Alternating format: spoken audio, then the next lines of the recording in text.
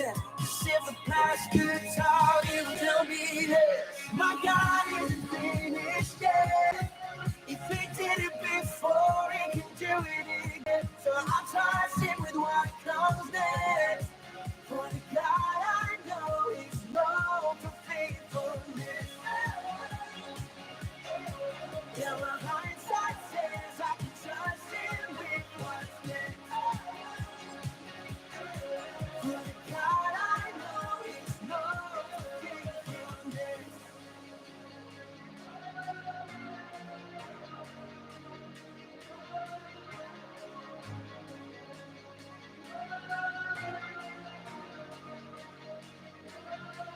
I don't need to know what the future says. Cause if the past could talk, it would tell me this.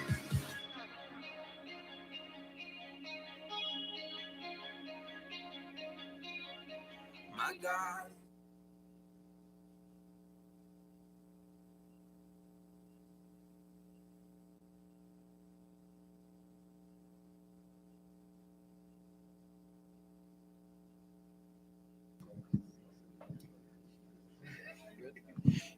Hello, hello, hello, and welcome to the Hope for Prisons Tuesday Night Huddle Up.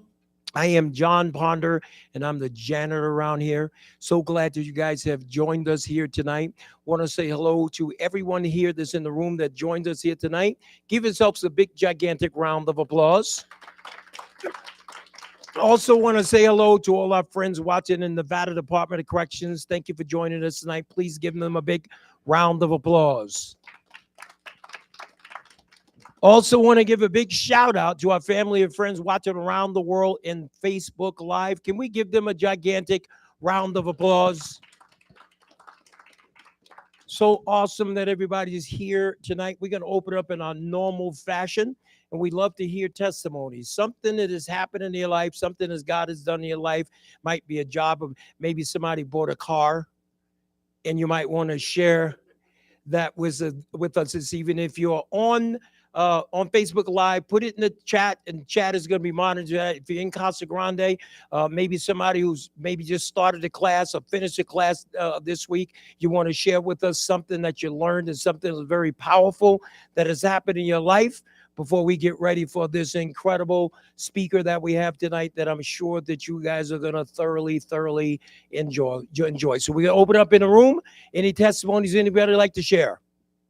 Well, come on up, man. Come on up. How you doing? Tell everybody your name. I know who you are. Tell us your name and what is that testimony you'd like to share? I'm Joseph Gibson. Shout out to my brothers in Casa Grande. Yeah. So I just bought a car. I've been with this program for less than a year now. Started in Casa Grande, 2.5 years sober. And you know what? This man right here helped me. I'm on my way to bigger and better things. You know what I'm saying?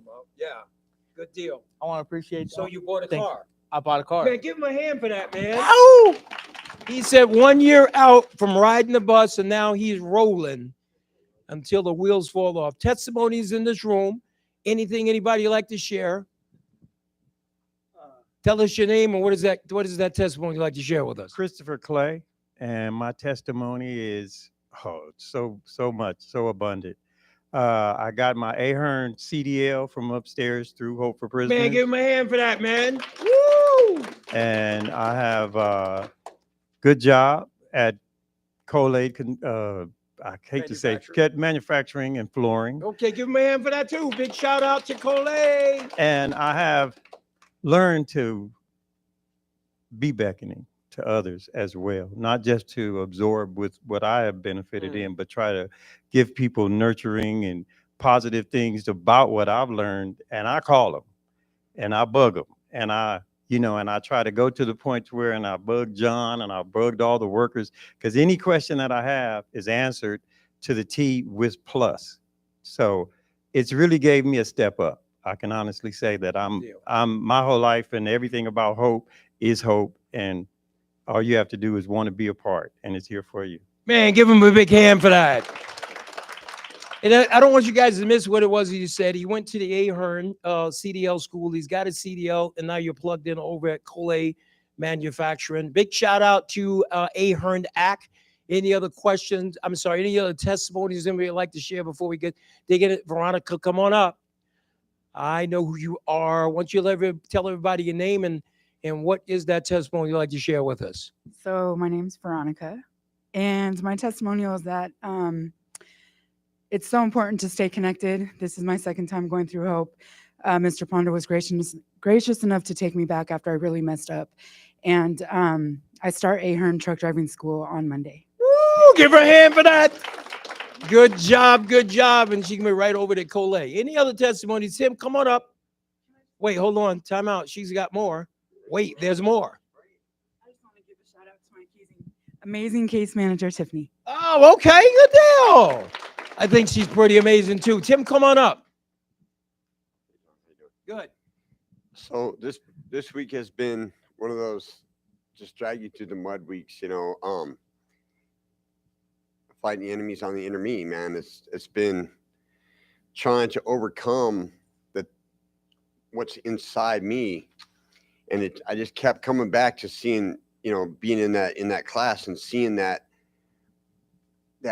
resolution to those things that you need to just keep moving forward, and I just kept pushing forward. You know, I got laid off, and I'm trying to get my own thing going, but it's hard. You need income, so I picked up a job that wants me to get forklift training and an OSHA 10 certification. And guess what? I'm with Hope for Prisoners, so I think I got this covered. Right. Good deal. Give him a hand for that. Big, gigantic hand. Hey, before we open up in prayer and go into our speaker this evening, and it's a man that I'm very proud of, and you're going to see why. I do want to let everybody know that April is the month of second chances, and we're going to be putting on a series of events throughout the month of second chances to really honor those folks who are formerly incarcerated, who have been out in the community and just living phenomenal lives. But we're also going to be celebrating on April 4th at Lorenzi Park. We're going to have the huddle up in the park. We're going to take it out to the park, and we're going to have barbecue and jumpy houses and things like that. And I'm going to see if we can get some of the men and women from the Las Vegas Metropolitan Police Department. We're going to get them in a dunk tank. And if you're watching right now in line, Captain Burke, I'm calling you out, and a couple of the other officers, we're going to put you in the dunk tank. And then on April 12th, we're having a second chance hiring event, which is illustrated here. Right, we're bringing some of our second chance employees here, and they're employers that are looking for people paying a sustainable wage, like Republic Services. And yes, they do hire formerly incarcerated people. There's really, really good money, good paying job. Amazon, Swift, Trucking, UPS, Terra Contracting, and a series of other sources. So that is April the 12th. From 10 a.m. until 2 p.m. So make sure that you guys come out. So let's go ahead and get things underway. Before I read this young man's bio, invite him up, let me first open up in prayer. So, Father, we come before you this evening in the name of Jesus, God. We just thank you for being the magnificent, wonderful, incredible God that you are. God, we thank you for everything that you do, the things you've done, Father, and everything that your word promises that you will do. We thank you for working in the intricate details of our life, the things that we know, and Father, those things that we have no idea. God, we invite you into the midst of our huddle up, God, and ask for you to huddle up with us. We invite your Holy Spirit in this room. We lift up our speaker to you, Lord God. We thank you for the gigantic testimony, the work that you have done in his life. Father, we love you. We worship you. And pray this prayer in the matchless name of your son, Jesus Christ. In Jesus' name we say amen. I said in Jesus' name we say amen. Amen. There we go. That's a little better. Make me feel like I'm at church right now. Hey, listen, you guys are in for an absolute treat. Again, you know, extremely proud of this young man and honored to have him here speaking with us tonight. It has been just a pleasure watching his life since he graduated in 2019. And I tell everybody, it's like I got the best seat in the house because I have the chance to interact with everybody. But when you see those people that gradually and they committed over time, you kind of watch the evolution of life. So I'm honored for him to be here tonight. And I'm talking about Hope for Prisoners alumni, Marcus Graham Quick. So Marcus Graham Quick is a motivated, driven individual, which you will see. who, despite numerous challenges early in life, has emerged as a true success story. Born in California and raised in Las Vegas by a single mother, he faced financial struggles and was forced to rely on welfare. Unfortunately, he also fell into trouble at a young age and ultimately caught a drug case, which resulted in a 2-year prison sentence. But despite these setbacks, Marcus has demonstrated tremendous resilience and determination. He has made life-changing decisions, which has allowed him to focus on his personal and professional growth. And he has become a positive influence in our community. Marcus's experience has given him a unique perspective on life, and he uses his story to inspire others to overcome their own challenges. He is committed to helping those who may be struggling with addiction, poverty, and other obstacles, and he actively seeks out opportunities to give back to the community. With his unwavering commitment to personal growth, community involvement, and helping others, Marcus Quick is truly an inspiration and a role model to all who know him. If you guys would please join me in giving a big, gigantic Hope for Prisoners welcome to Hope for Prisoners alumni, the rock star, my friend, Marcus Graham Quick. Thanks, man. Thank you so much. What's up, guys? So my name is Marcus. I got a timer set for 40 minutes so that when it cuts me off, I can drown on for 5 more minutes because I will go long.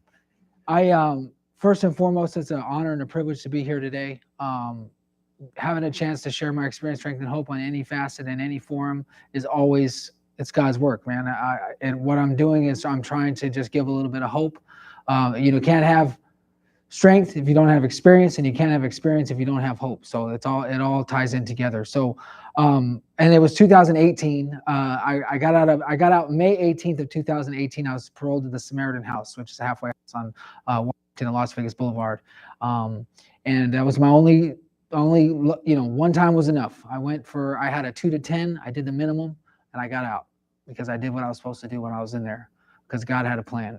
And, my story starts out in Vegas, obviously. I was born in Southern California. I don't remember much of that. My grandfather was like, my dad had left, right? So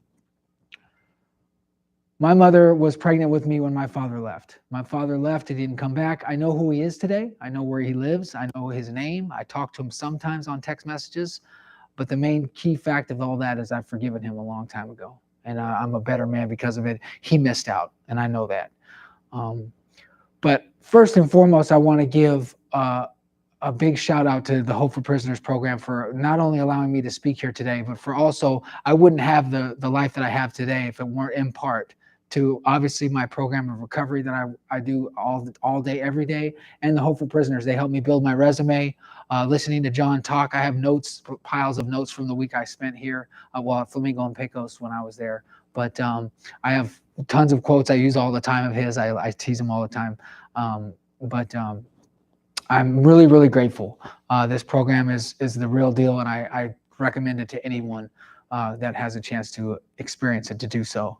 Not only will they help you build your resume, they'll help you get a bus pass, they'll help you get your ID, they'll help you readjust yourself. And luckily for me, I was pretty well adjusted already. I did a really small stretch. There's tons of people, obviously, that come to this program that did decades and get out and do the same thing that I did. And then there's people that did a couple months in county and ended up going back. So the main focus of my story here today is to let you know that if you don't want to go back, you don't have to go back. If you don't want to go back, you don't have to. Your mess can become your message. Every single thing that you've been through, the worst days in your life can become your greatest asset. And that's what happened to me. So I was born in Southern California, raised in Las Vegas. My mother graduated from Granada Hills High School, right near Northridge. My grandfather was living there when I was a child, so we would drive back and forth. So again, my dad wasn't there. I was born at Edwards Air Force Base, but my dad wasn't around. So when my dad left, it was just me, my mom, and my brother.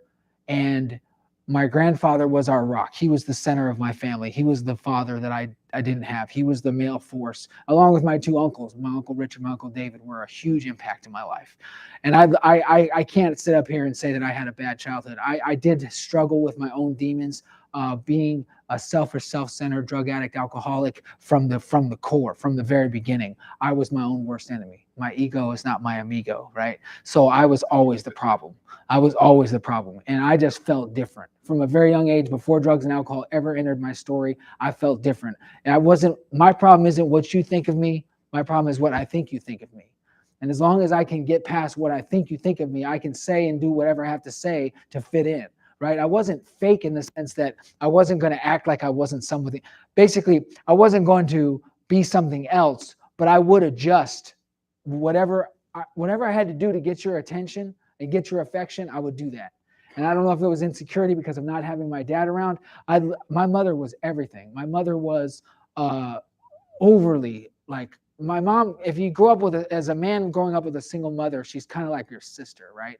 Like, yeah, mom, I know you love me, whatever. Like, you have to say that, you know. And this is not like I have some friends that have single moms that can fight, they can work on cars. This was not my mom. My mom was a romance novel reading, soap opera watching, It's Okay to Cry telling. Like, she was like a mom, and she was my own worst enemy because I would go to school telling these kids that what they're saying hurts my feelings, right? And hopefully, like, just tell them how you feel, they'll leave you alone. Like, no, that's not how it works in 6th grade, right?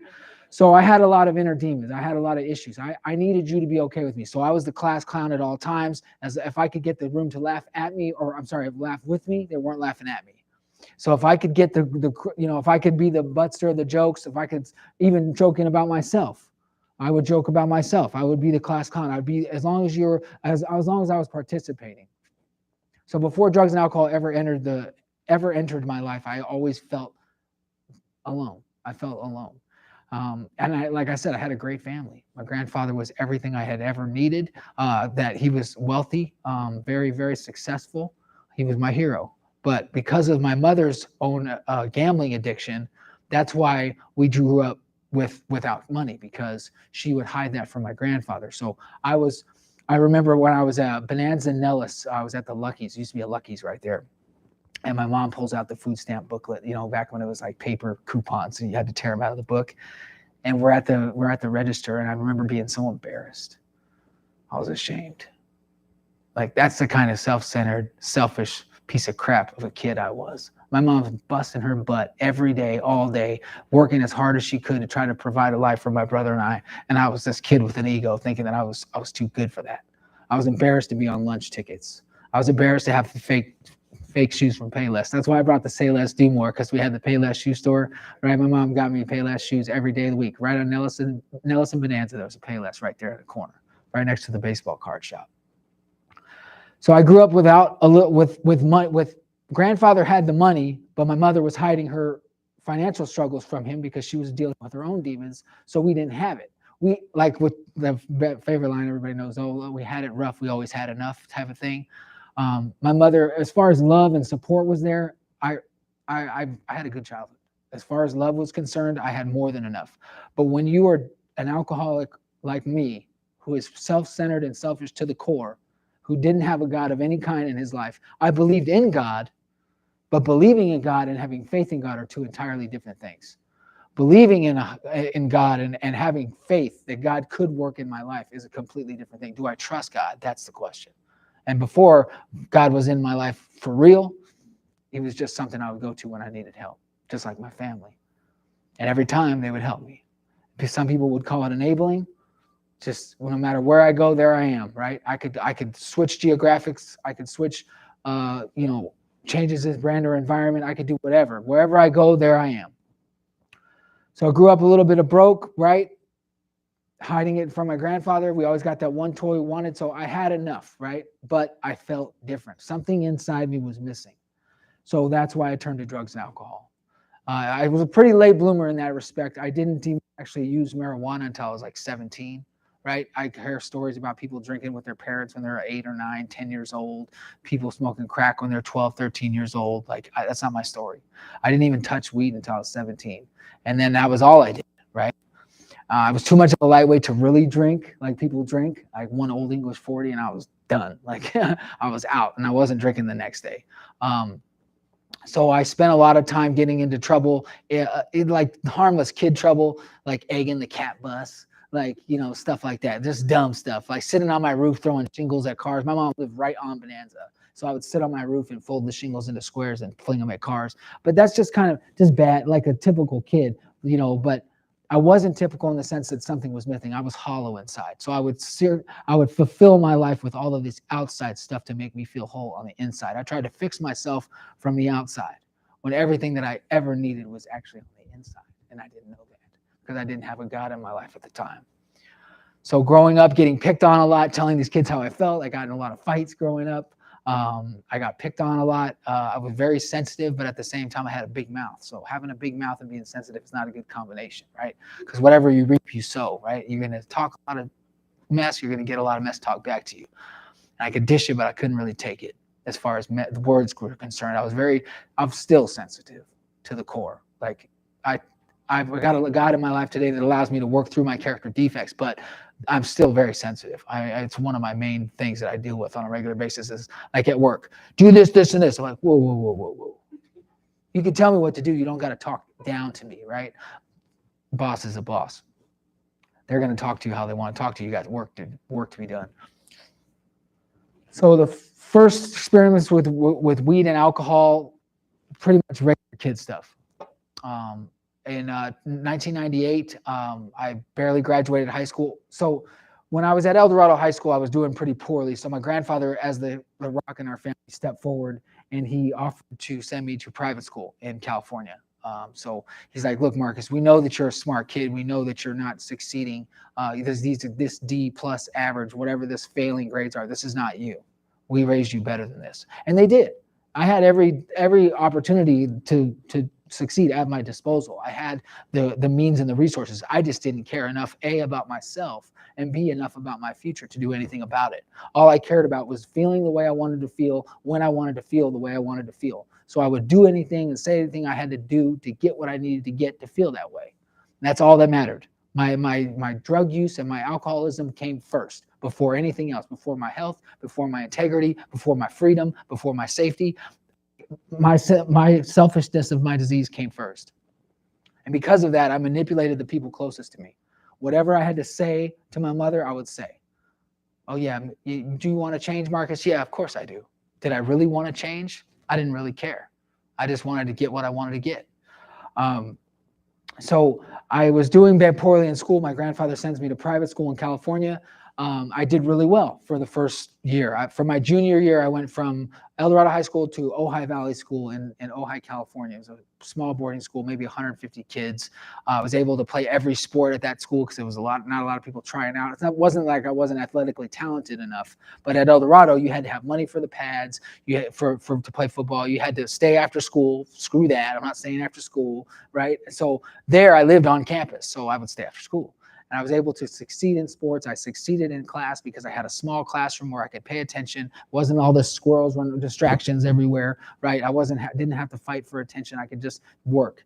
And I did really well. I got on the honor roll for the first time ever. But again, no matter where I go, there I am. My disease catches up with me. My addiction catches up with me. I ended up smoking weed with some kids in the town of Ojai, getting caught and getting kicked out of school. My grandfather was devastated. I was devastated because that was the only man who I really cared about impressing, who really truly in my heart did I want to make happy. He was the only human being on the earth, including my mom, because she was like my sister. She was she loved me so much. I knew that she wasn't going anywhere. That's the kind of manipulative kid I was. My mom's my mom. Whatever. I took her for granted.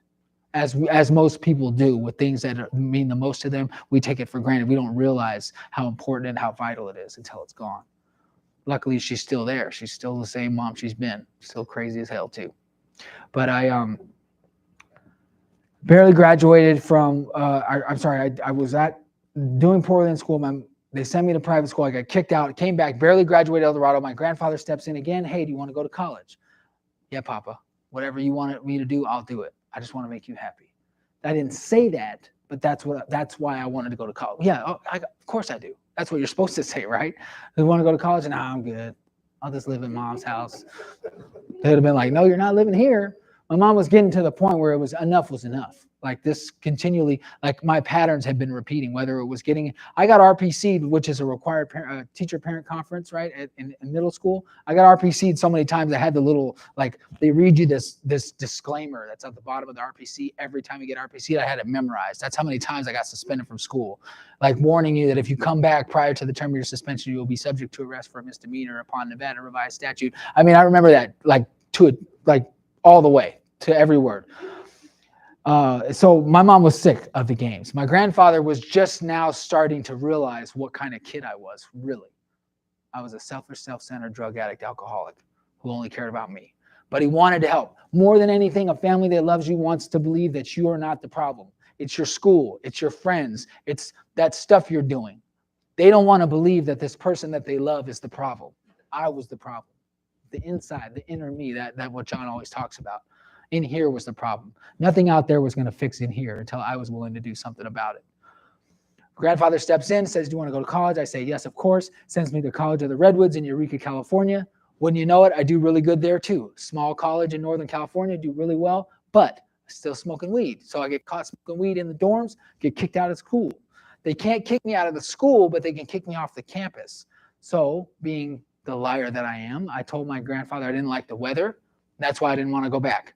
I stayed up there homeless, slept on a couch for 2 weeks, finished my exams, and never went back because I was kicked out of that school. Not of the school, but of the dorms. So I had to make up a lie because I wasn't going to tell him I'd let him down again. Oh, no, I'm not telling the truth. It's so much more convenient to lie. It's easier to lie. Nothing worth having is easy. The wrong thing is always the easiest thing to do. Whether it's calling in sick to work, whether it's lying when it's more convenient to tell the truth, whether it's stealing, whether it's more convenient than earning money to buy the things that you need or you want, stealing is easy because it's wrong. Anything worth having takes effort. And that was something I wasn't willing to put forth at that time. So I get kicked out of college. I lie about it. My grandfather, rest in peace, he's passed on now. He knows now. He's looking down, laughing. He knows now, but he never knew. I didn't tell him the whole time he was alive. He died in 2015, shortly before I caught the case that sent me to prison. Part of the reason why he was up there watching me is why I was able to turn myself in and face my crime and take responsibility for my actions. I know that. I know for a fact that wherever good people go, that's where my grandpa is. And he's looking down on me and he's happy and he's proud of me. I know that. So I get kicked out of school, barely graduated El Dorado. My family's just kind of throws their hands up. I said, I'll go to community college. I didn't. 2002, after a couple of years of being on the streets, basically, my mother I would stay over there when I could. I would sneak into her house. I mean, it's my mom's house. I could sneak in wherever I wanted, right? She's not going to throw me out or call the police on me yet, right? But we were getting to the point where I was just continually taking advantage of her. And I was sleeping on couches. Like I was homeless, right? People say, oh, I'm not homeless. I live in my mom's house. No, you're homeless, dude. If you don't have a place where mail goes, right? If you don't have a place that you have the key to, that you can go and unlock yourself, you're homeless, right? So I was homeless and I was living on couches and just couch surfing, a loser. I had nothing positive in my life at all. And I was heavily involved with methamphetamine at this time. Heavily. So in 2002, I woke up on my friend's couch. I was at what I thought was my bottom. I decided to join the United States Navy. Because my grandfather was in the military, I thought this will fix me right up. I got to just get out of Vegas for a little while. Maybe they're right. I just got to get out of Vegas. Lo and behold, it wasn't long before, again, I go to the Navy. I do really well. I was away from Vegas for a little while. I was sober because I was in boot camp. And I wasn't sober for me. I was sober because I was on a Navy base, right? It's not like when you get locked up, I go to prison, that stuff's everywhere in there, right? In the military, there's alcohol, but not really drugs. And plus, if you're not really looking for it, you can kind of skeet away around it a little bit. If you're not looking for trouble, most of the time you can stay out of trouble if you try hard enough. Sometimes trouble finds you, but that's when you're setting yourself up for failure by surrounding yourself with the people, places, and things that are living the lifestyle that you're trying to get away from. But I was in the Navy, so I was doing good. I did so well in my schooling that they enabled me to pick my next duty station. And what does a classic Marcus do? I set myself up for failure. Instead of choosing Fort Lauderdale, which is the farthest you can get away from Vegas, I choose San Diego because I want to be able to go home on the weekends. and do what I wanted to do to feel the way I wanted to feel, because I'm still a drug addict alcoholic who needs to be under the influence of something to feel right. All the time I have to be under the influence of something to feel right. No matter what, I'm restless, irritable, discontented, unless I can again at once experience the sense of ease and comfort, which comes at once by taking a little bit of mind-altering substances, right? I'm paraphrasing a lot of the Big Book of Alcoholics Anonymous. That's the program of recovery I choose to, rely on for my recovery. But the God in my life is bigger than any program, any book, any building, any statue, any fraternity. The God in my life is all powerful. It can do anything at any time for anyone. That's the God I choose to rely on today. In 2004, 2 years after being in the Navy, I get kicked out of the Navy for smoking meth on my ship. Yeah, because I'm a drug addict, man. That's what I do. That's what I do. You give me long enough and you don't put a solution in my life, I'm going to continue to do the things that got me where I was trying to get away from. Everywhere I go, there I am. This time, there's no hiding it. I was kicked out of the United States Navy. I had to tell my grandfather.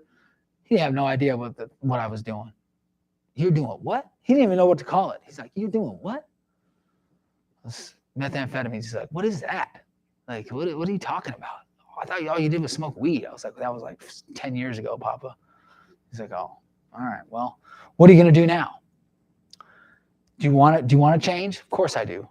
But they ask me, what's wrong with you? Marcus, what's going to happen if you continue to act. What's wrong with you? I don't know. And I didn't have any clue. I knew I was different. I knew something was wrong in here, but I didn't know what to do about it. So 2004, I get kicked out of the Navy. 2005, I go to jail for the first time. Clark County Detention Center, riding down Nellis with a backpack full of some stolen stuff with some methamphetamines in my bag. Got caught by the cop because I had a flashlight on my bike or some dumb shit. This was 2005. I go to jail. I get out of jail. July 11th, 2005 was my first sobriety date. That was the first time I actually tried to get sober. And it wasn't because I wanted to get sober.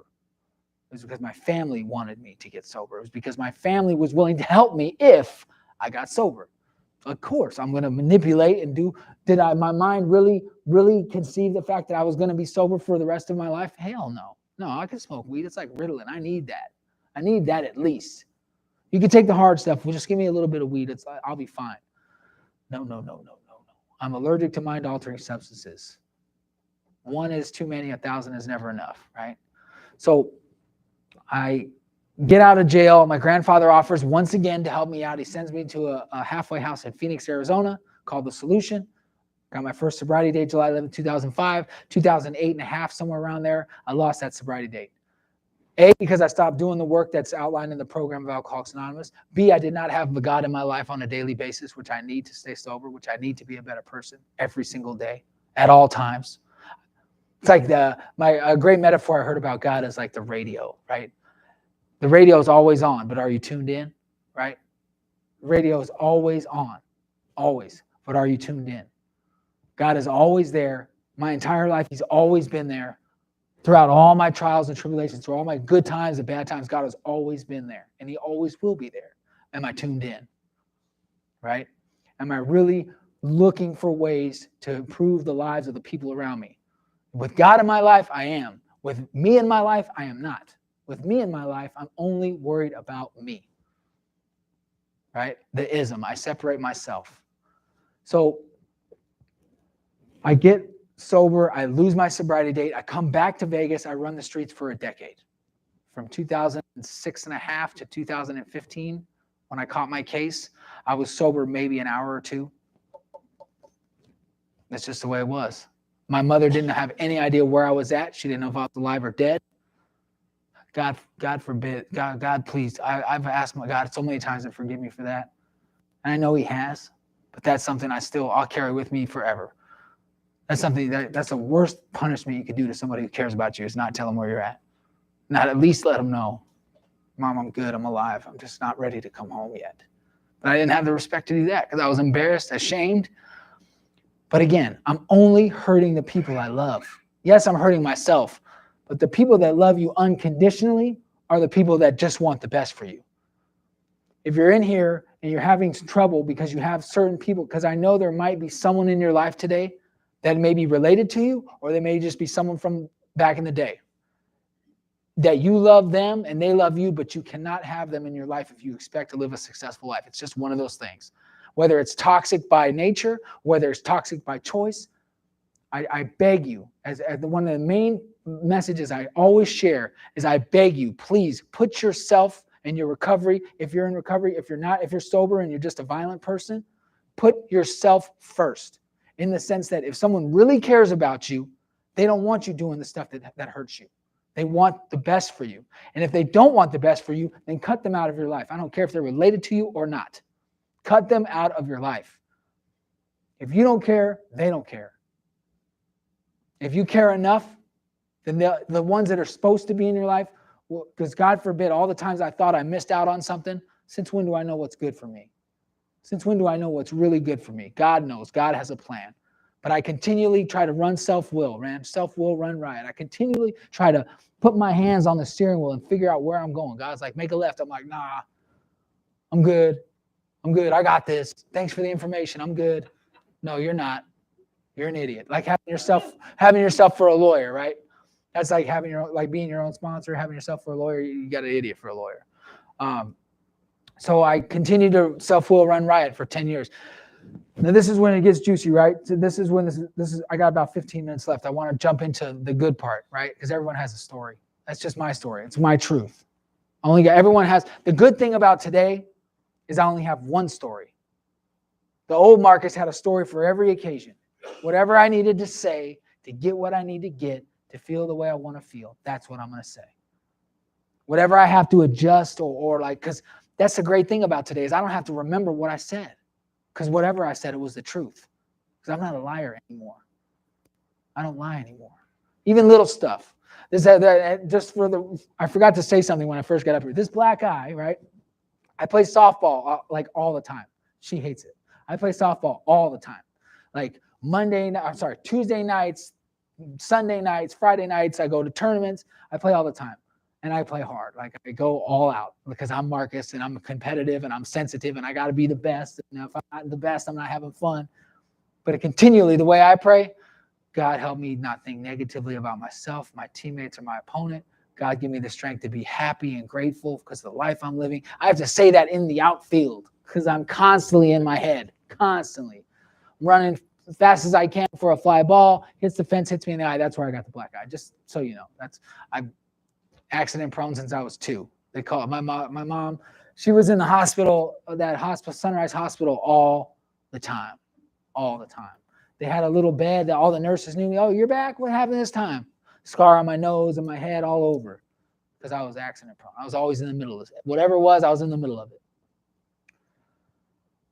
So this is where it gets juicy. So in 2015, I'm leaving the Charleston Outlet Mall, not too far from here. The new outlet mall with 385 grams of meth and 85 grams of heroin in my trunk. Because at this time in my life, I had surrounded myself with a group of people that made their money selling illegal substances to other people, right? I was one of those people. And I was speeding. That's the kind of Marcus that is out there when I'm in my cuffs. That's the kind of Marcus without a God in my life that's what I turn into. That's every bad thing about me comes to the surface when I don't have this power inside of me at all. When I'm not tuned in to that power. That's what happens to me. I'm leaving the mall. My grandfather died in 2015 in May of 2015. This is winter, maybe September, October, something like that. He dies, I get an inheritance, I blow through 48 grand in 2.5 months.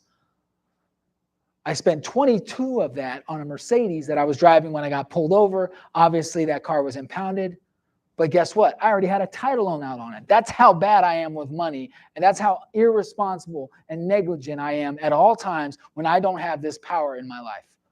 I blew through my grandfather saved his entire life. He worked his whole life to provide for his family. And I blew through that money like it was water because I didn't care. I didn't respect myself. How am I going to respect him? I didn't respect myself enough. How am I going to respect money? Well, it doesn't mean anything. I never had it, so I can't miss it, right? So I bought a Mercedes. I went on the lot. I didn't go on the lot thinking I'm going to buy a Mercedes. I'm just an irresponsible, bad spender. I went on the lot thinking I was going to buy a Toyota Camry. Like, oh, I'll get like a $12,000 car. I'll be smart. I'm not stupid. I'll be smart. He rolled out that fully loaded E500, 2006. I was like, that one.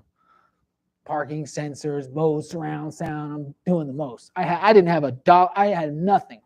Not get a job, get an apartment, get a foundation with this 48 grand, get a Mercedes and sell drugs out of it. That's the kind of person I am when I'm in my cups. That's the kind of idiot that I am when I don't have this power in my life.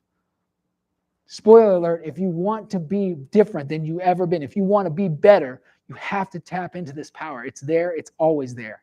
Just get tuned in, right? That's what not only Jon Ponder and the Hope for Prisoners program helped me tap into, but that's what the program of recovery that I follow, the spiritual principles I follow on a daily basis, help me to be a better person. But the only way out is through God. That's it. That's it. You got to get something. It doesn't have to be my God. It just has to be some kind of God in your life. You got to get something.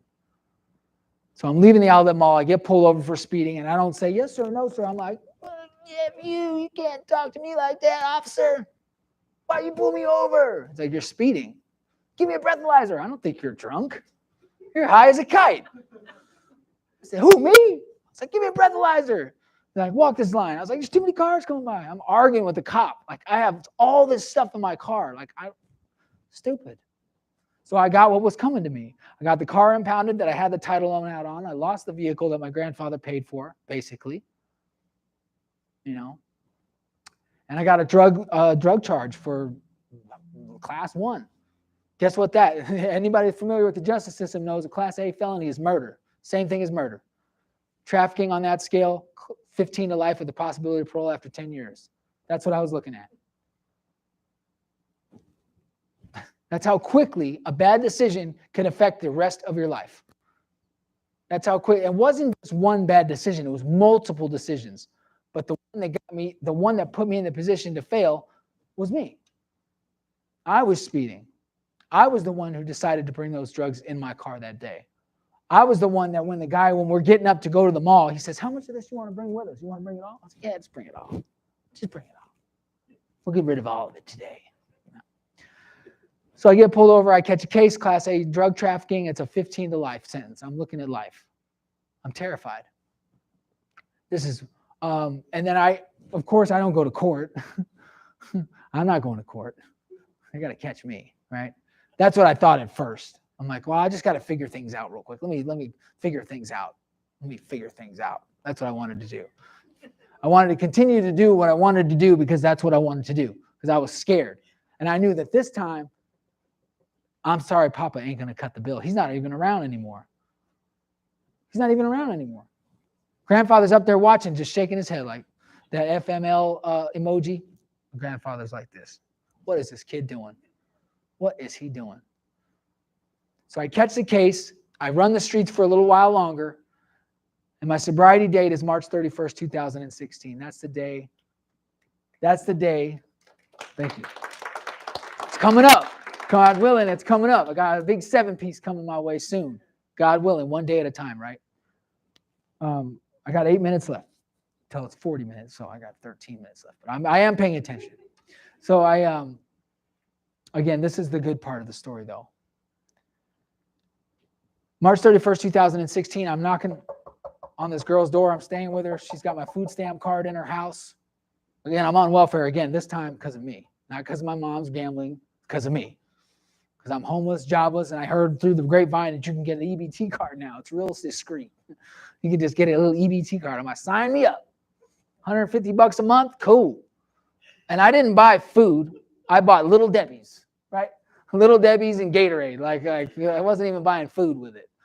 Anyways, I'm knocking on the door. She don't answer. Hey, my food stamp card's in there. Answer the door. Hopeless, jobless, a loser, a walking, talking mess. I was a disaster. Had nothing going for me. Not a cent to my name. All the drugs were gone. All those fair weather friends are gone. I got a life sentence hanging over my head. So I finally, after all that talking, I finally did the one thing that you need to do to get better. I gave up. I surrendered. On that day, on Nellis and Carey, right around the corner from the Lowe's, on Nellis and Carey, that's her apartment. Okay, Papa. Okay, God. I'm done.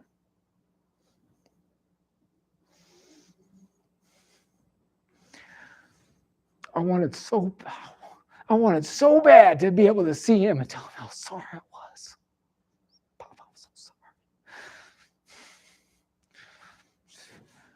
That's why I beg of you, if you got people in your life that want the best for you, keep them close and make sure they know how much you care.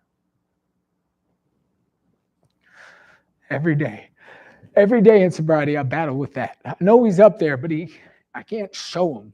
I know he's watching, but it's just, the human in me wants to be able to show him, look what I did. And I didn't do shit. I just trusted God. That's all I did. So on March 31st, 2016, I finally gave up. I stopped trying to live my life the way I was living it.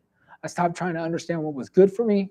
I stopped thinking. I fully conceded to my innermost self. This is one of the steps in Alcoholics Anonymous. I fully conceded to my innermost self that I was an alcoholic, that my life was hopeless, unmanageable, and that I needed a power, could and would, right?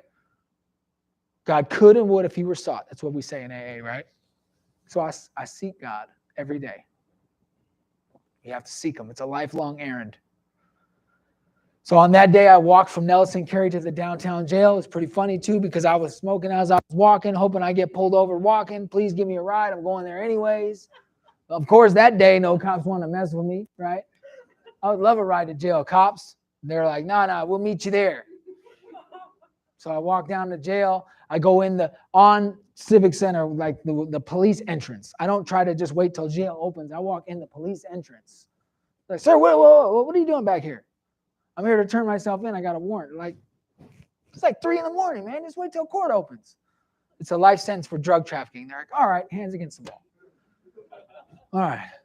So this is the juicy part, right? So I get sober March 31st, 2016. That's the day, the last day I had any mind-altering substances whatsoever besides caffeine and her, right? Because women are mind-altering, believe that. And they're hard to control. So I'll be in big trouble later. All right, so I turn myself in. I do my time like a man, like you're supposed to do. I took responsibility for my actions. For the first time in my life, I knew that I was the problem and that the only one to get me out of that problem was God, through constant work and self-sacrifice and thinking of others first. The only steps I could do in prison was 1, 2, and 3. I can't, you can, and I'm going to let you. That's all I could do. I can't, God, but I know you can, and I'm going to let you. Even when my cellmate gets busted for having meth in the cell and I get rolled up with him and he's crying, telling me how sorry he is, I said, it's cool, man. I'm no better than you. I'm an alcoholic, drug addict too. Just do what's right. He didn't. I got rolled up, lost my RTV, lost my visits, lost my commissary. I was mad. But it was my fault. Every single thing that I did got me put to prison. So everything that happens while I'm in prison, that's my fault too. Accountability, responsibility. These things are indispensable. You have to be accountable at all times. And how I do that is I have this God that I know is not only watching what I'm doing, he knows why I'm doing what I'm doing. The motivation behind my actions. Am I saying something nice because I want to get something in return? Or am I saying something nice because I truly want to be a nice person? These are the things I battle with. I maintain my sobriety throughout my incarceration. You want some Pruno? No, I'm good. You want some spice? No, I'm good. You want to gamble? Maybe. You want to fight? Maybe. But none of that. None of that Pruno, none of that spice, none of that.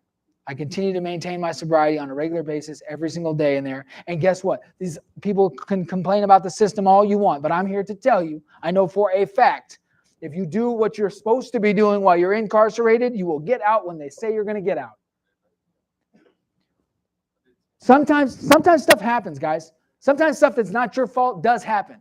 But anything that happens while you're in prison is your fault because you put yourself in prison. Sorry. You know what I mean? So I had to take it on the chin. This time it wasn't mine, Pops. I told my mom, this time it wasn't mine. She's like, yeah, right, whatever. See you when you get out. Maintain my sobriety. Got paroled to the Samaritan house. Jumped in head first. heard about Hope for Prisoners from another young man that was doing this program while I was at the Samaritan House. Took a bus. First, they said, oh, Monday starts at 8. I'm like, I'll be there.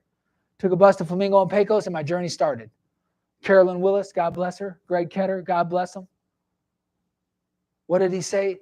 What did he say about where you find in the dictionary right before work? Oh, man, he has a great quote about something about sympathy, and he has a great quote. Greg Ketter's got a lot of them, but I did the Hope for Prisoners program. I got released in May of 2018. I graduated this program and maybe in July of 18, something like that. And then I got my resume built. That resume allowed me to get a job in the electric field because my grandfather, before he died, rest in peace, he paid for me to go to electrician trade school. I was out getting high in Phoenix. But I did get through that school because God had a plan for me. And that plan was to get out of prison, get my resume built through Hope for Prisoners, get a job with Helix Electric, one of the largest non-union electric companies in the state of Nevada. And that's what I'm doing right now. And I got an apprenticeship. So I'm 2 years into a 4-year apprenticeship. I get a raise every 6 months. And the most important fact in my life today is that I have a God that I rely on unwillingly. And I talk unapologetically about God because I'd rather offend you than offend him.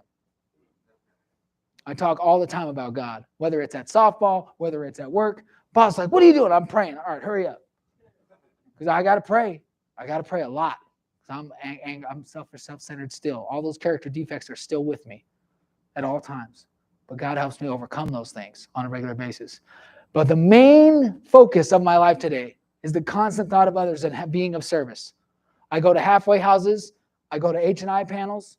When I got asked to do this, I was excited as hell, like really excited. I couldn't wait to come back here because this helped me. Giving what's so freely given to you, right? You give back what was so freely given to you. And the only way to do that is continue to put God first. Thank you so much for listening.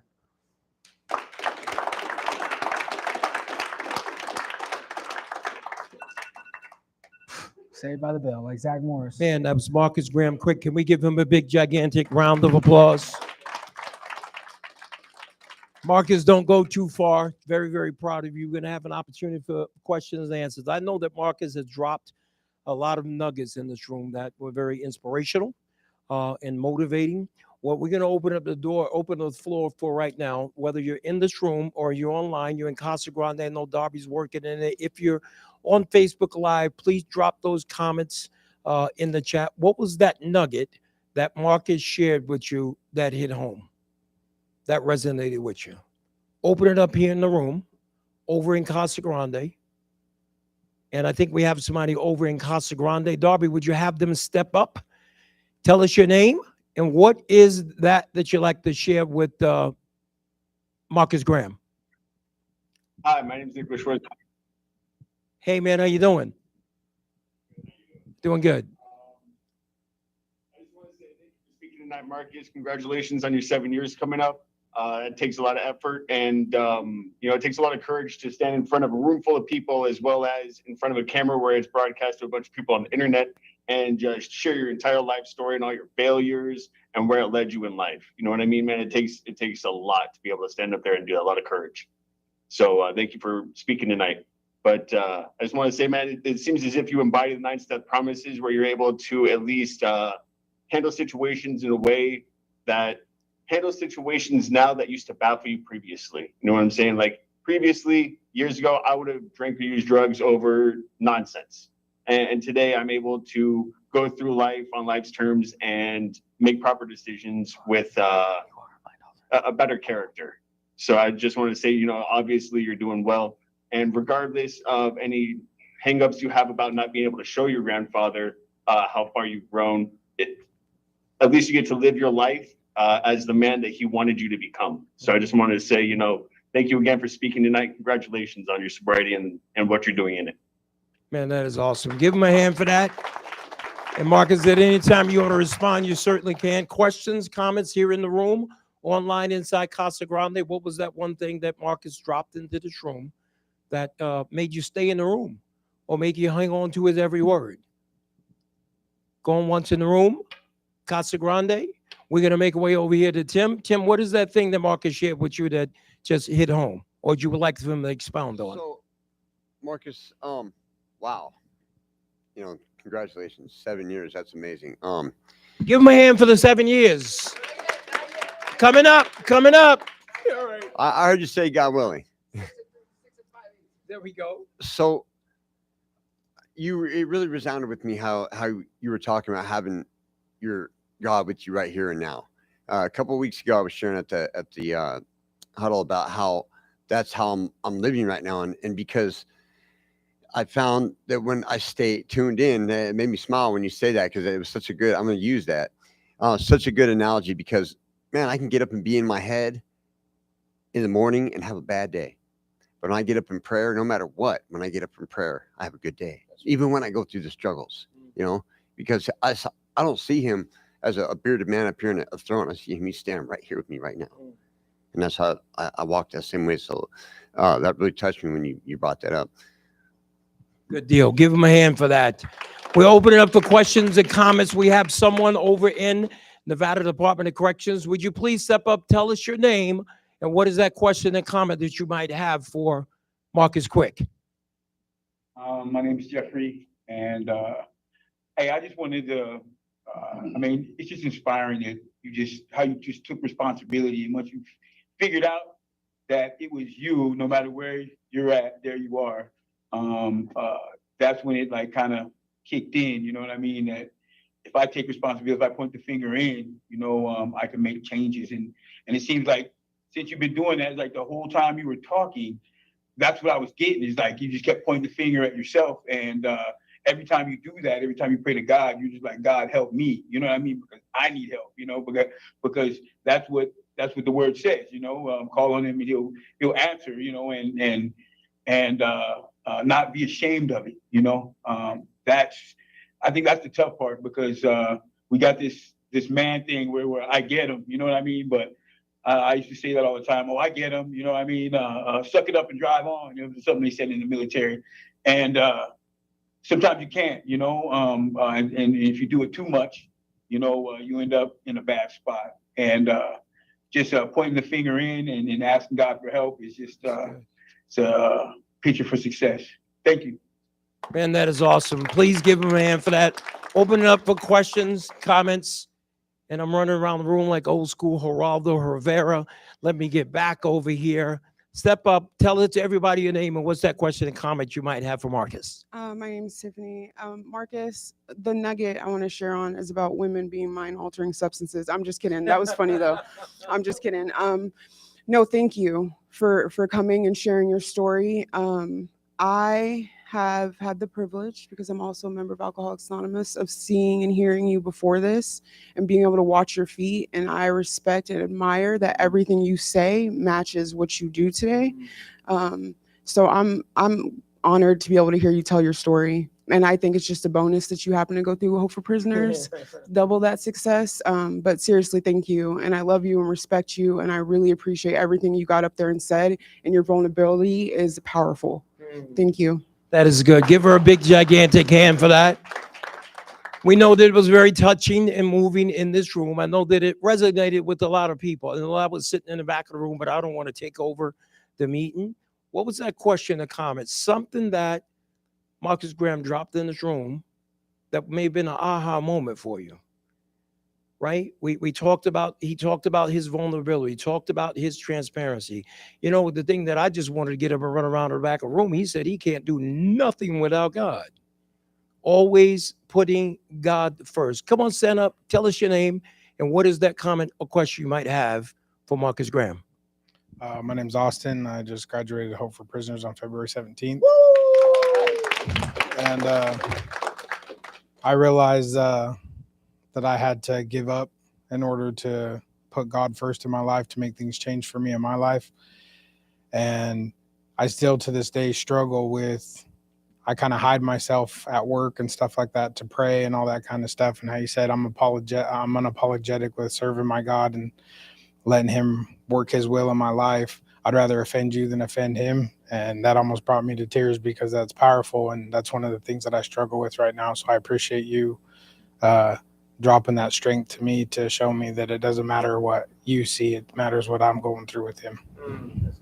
Man, that is so good. I think I'm going to steal that and put it on Twitter. Did you put your hand up again? No, I have to because nobody can hear you and we're online.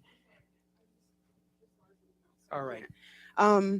The everything that happened to me in prison is my fault because I put myself there is deep and powerful, and I'm glad that you said it, because to put it together in a sentence like that, it makes sense though, right? And it's not just in prison, but because that is the focal point of what we do, it's extra powerful because I know for me, I had the habit of trying to find fault.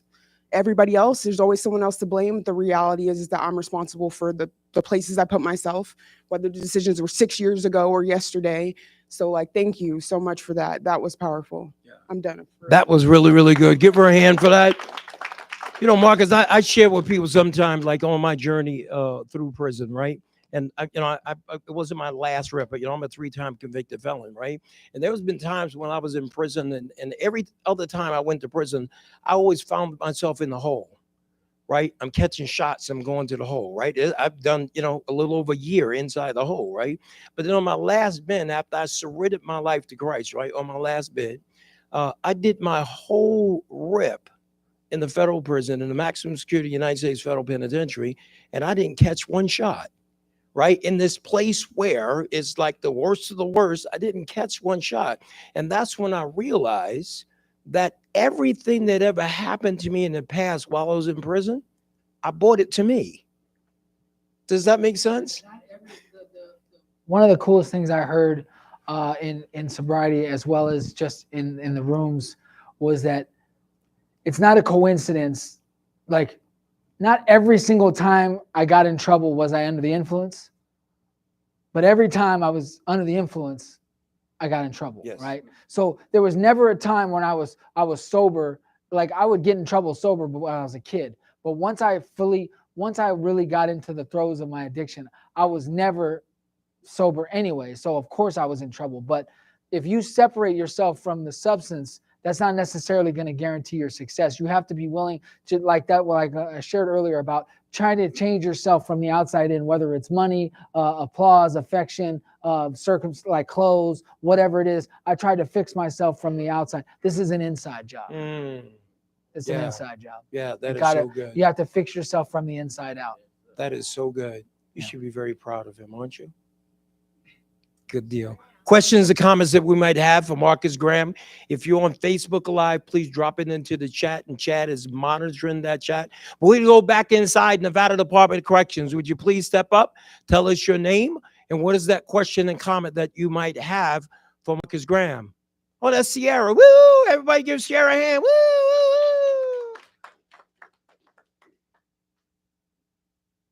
It's on you, Sierra. Hi.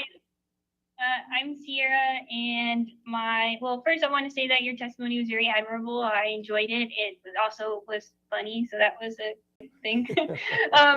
Anyhow, I did want to ask because this is something that I struggle with, is we all have inner demons, and when you're trying to be a better person, you want to believe that you are this better person, but those things don't really go away, do they? So I know that you were saying that you're clearly not the person that you were, but that person is still you. So then how do you determine whether or not you really are this new person and not just what you're pretending to be, I guess? Excellent question. Marcus, I'm going to have you stand up and face the camera. Okay. Did you get a question? Yeah, I got it. Okay, yeah. Beautiful. I think, so in recovery, I can only go off of my story. In my life, recovery is the main focus of, besides work, softball, and recovery. It's pretty much every day, all day, right?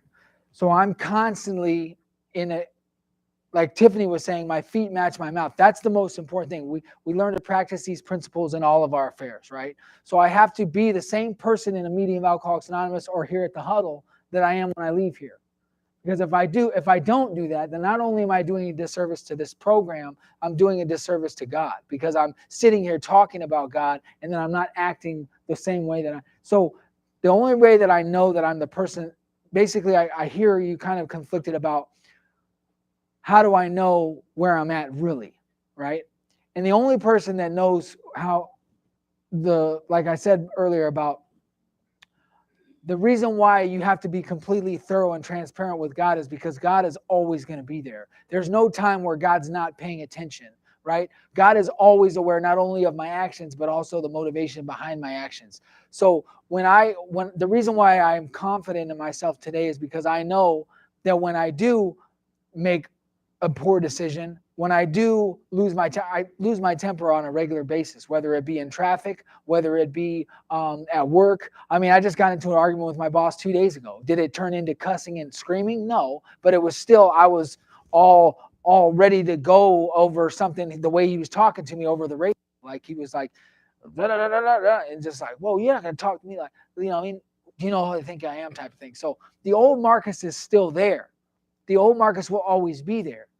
But in Alcoholics Anonymous, especially the wording for Alcoholics Anonymous is the 10th step. We spiritually maintain. The only way we can continue to live our lives in outside of the rooms is to maintain our spirituality, which is constantly doing push-ups, constantly working on being the best version of myself that I can be, and giving myself the freedom to forgive myself as well, because I'm not always going to act the best. But as long as I clean it up immediately, like I try to clean up with her all the time, and she's like, I'm still mad. Give me a minute. And I'm like, well, I just want to apologize. Can we just put it behind us? She's like, no, I'm still pissed. Go upstairs, right? So there's a time and a place for apologies, but when your actions, like the only thing to tell the truth all the time is time. So the way that you prevent regression is just by believing in God. That's your...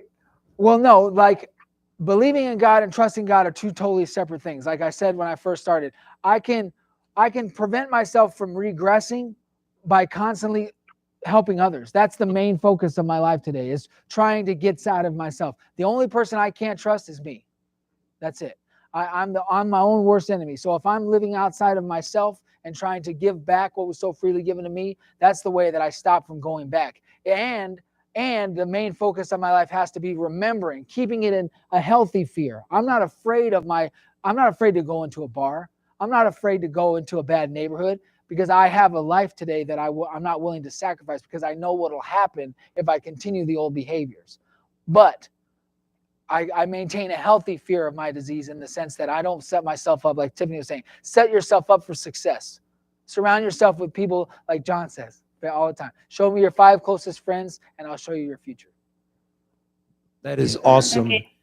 Sierra, thank you so very much for that. Can we give them both a round of applause? And I really want to appreciate Sierra, because of the nuggets you were dropping. She very transparently said, hey, listen, this is what I struggle with. And I know that there's people in this room, maybe in Casa Grande, that might be struggling with the same things that you were struggling with. But I really applaud Sierra for saying that. We can go in the back of the room over here to Chaplain Finney. I know that you were jumping around the room when he was saying that he just kept pointing to God. And I saw you like leaping in your seat. Does that question or comment that you might have for Marcus Graham? And we can call him Billy Graham, because he almost preached the message. He sure did. I always appreciate it when folks give glory to God. And I'll be brief. I just wanted to say that you are a new creation in Christ, and God bless you in Jesus' name. And I just wanted to add to what you said. You said it's one thing to trust God, but it's another thing. So you said it's one thing to believe in God, but it's another thing to trust God. And just another way of saying it, because in the Bible we have all kind of different translations. You know, the way you say something can communicate to someone based on how you say it. So another way of saying that is it's one thing to believe in Jesus. It's another thing to believe Jesus. That's another way of saying it, if it might help anyone. Anyway, that's my comment, and thank you, sir. Outstanding. Give him a hand for that. Marcus, we have somebody online here, and the question that they ask if you could go back to a younger age, what age would that be and why? Great question. At what point would I start over if I could? Yes. Just for fun, if I could, high school, it would be that time in Ojai. I would have continued to, I would have stayed at that school. and graduated like with a really high GPA because I was doing all the right things at that time. I hadn't yet, that was before my disease had actually taken a hold of me. That was before I had gotten to the point of no return. That was before I didn't have any mental defense. I believe if I could go back, it would be to high school and finish that opportunity, because that was the first major opportunity placed in front of me. That was something that I didn't do. Like, none of grace is earned. That's why it's grace, right? So I didn't earn anything that happened to me except for the bad things. That's the only thing. The only things I earned in life are the bad things. Right. All of the things that were given to me are blessings. And so if I could go back to that first blessing that I had when my grandfather paid for me to go to private school, that's where I would go, because that's before the rails fell off, really. Right. That was the first of many. That was the major hiccups. Of course, getting RPC'd all those times in junior high school was a problem too, but I wasn't yet, messing around with mind-altering substances. Right. And that's when, being who I am, being with my inner personality, that's where it fell off the rails, was when I got kicked out of that school. Yep. That was the first doubt that I could control myself. That's when it started creeping in. I really love the way you put that. You said that was when the wheels fell off. Yeah. Oh, yeah. And I think that we have all been in situations in life where we're rolling and then all of a sudden the wheels fall off. We can go over to Casa Grande. I see a hand up there at Casa Grande. Please step up. Tell us your name. And what is that question or comment? My name's Evan. First off, I just want to congratulate you again on your sobriety for doing that for 7 years. I personally have a close friend of mine that kind of struggled with weed or marijuana.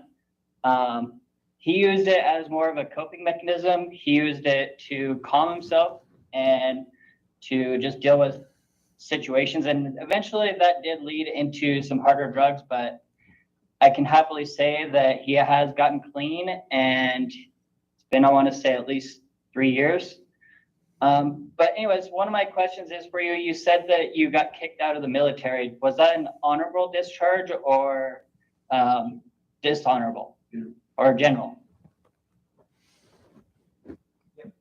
So what I did, and this is it's really nice that you brought that up too, because this is the very beginnings of my progress through sobriety. This was the first time when I got kicked out. Okay, because weed is pretty much socially acceptable, especially now. It's legal, for crying out loud. People, you can do it wherever you want. You can walk down the street. So in 2004, when I got kicked out of the Navy, I got caught, and because of the sailor that I was at the time, because of the how good I had done in school and how good I was doing when I wasn't doing those things, my captain, when they sent me to captain's mast, which is basically a court martial in the Navy, they send you to captain's mast, where you have to go to court basically and say, hey, this is what I did, this is what your punishment is. It's a zero tolerance policy in the United States military for drug use. Zero tolerance. You can drink alcohol, you can get in fights, you can get beat up, you can beat people up, but if you do any kind of illegal substances while you're in the military, it's an automatic discharge from the military. It's without exception. But what they did was, because of the person that I was, because God had a plan, right? So instead of saying you're kicked out dishonorable, my captain looked at me and he said, Seaman Quick, you just passed your gunner's mate third. You're going to become a gunner's mate. You just passed this test. You're one of the best gunner's mates we have on this ship for your age, for how young you are in this trade. What the heck's wrong with you? And I'm like, I don't know. I don't know, right? Like, just like when my grandfather asked me, are you willing to go to rehab? And I said, absolutely. Absolutely. Just like I always like, oh yeah, whatever you think work. Yeah. So what they did was they said, are you willing to go to rehab? They sent me to Point Loma, which is right near San Diego, to an inpatient rehab. And as a result of me successfully completing that rehab, I got an other than honorable discharge. Not a general under honorable conditions, not an honorable, but an other than honorable discharge from the military. And thank God for that, because if it wasn't for that, I wouldn't still have VA medical insurance. I wouldn't still be allowed to, obviously I lost out on the Montgomery GI Bill, the money for school and all that, but I still am able to have a veteran's ID in my pocket. And I'm still able to reap the benefits of the medical insurance. And I needed it, because I got in a lot of trouble and beat up a couple different times out there running and gunning. So thank God for that. But yeah, it was other than honorable because I completed an inpatient rehab. And that was when I first got introduced into the program of recovery. That was the first seed that was planted. Well, good deal. Yeah. The same friend that I'm speaking of, he actually ended up getting a dishonorable from the Marines. That's why I was asking. Thank you. Good question, Evan. And thank you for your service to our country. Can we give him a hand for that? We're about a quarter past going towards the bottom of the hour. Want to open up for questions and comments in this room. Something that Mr. Quick may have said to you that resonated with you, that really hit home. Chad, you want to check on the online? But if not, that's okay too, man. I just want to tell you how extremely, I see you over there. I want to tell you how extremely proud I am of you and who you are today and the stuff that you're doing out in the community. And when Tiffany had said, hey, listen, I think Marcus would be great for the huddle. I said, yeah, I know he will. Like she discovered you. I was trying to tell her it was me that discovered you. I'm coming over here. Tell us everybody your name and what is that question or comment you might have for Mr. Quick. I'm Ebony. So my question is it sounds like, you still experience discourse. We all do. It's human nature. But my belief is that there's an error, just like a computer system, an error maybe that was created during our programming at an early age, maybe early teenhood, adulthood, whatever it may be. Have you identified what that error is that becomes our self-sabotaging in your perspective for your circumstance? That's a nice little question. I think the most honest answer I can think of when I hear that question is that I think the moment that I stopped really, from a very young age, like I said in the beginning, from a very young age, because my dad wasn't around, I had a lot of time to try to discover what being a man was on my own, right? And like I said, my mom wasn't the type of person that should fight, work on cars, none of that. Like I was like learning how to be a man with a woman, which because of her, I am the man, the quality of man I am today. That's I'm by no means saying that a woman can't raise a man, but I'm saying that there are certain things that, I didn't learn through the male advice. So I think the very first time that I felt uniquely different was when I was in school and I would be around guys. So I think that my self-sabotage happened when the very first remnants of my insecurity. Like when I said before that my problem isn't what you think of me, it's what I think you think of me, right? So the problems that I had from a very young age was because I had this person that I thought I needed to be. I thought I needed to be something other than just be me. So I think that as far back as I could remember, I think the very first self-sabotage was when I was doing the most, right? I was like, when they say you're doing the most, I was doing the most to try to get this thing that I didn't need. I was already good enough, but I felt like I had to get extra. I couldn't just participate. I had to be in first place, right? No matter what it was. And because I was so sensitive and because I'm not perfect, I was rarely, if ever, always in first place. So it was this cycle where I was putting these unreasonable expectations upon myself and constantly failing. So I had this bar that I could never reach. And that's the easiest way I can look at it, where I had a bar that I set so high.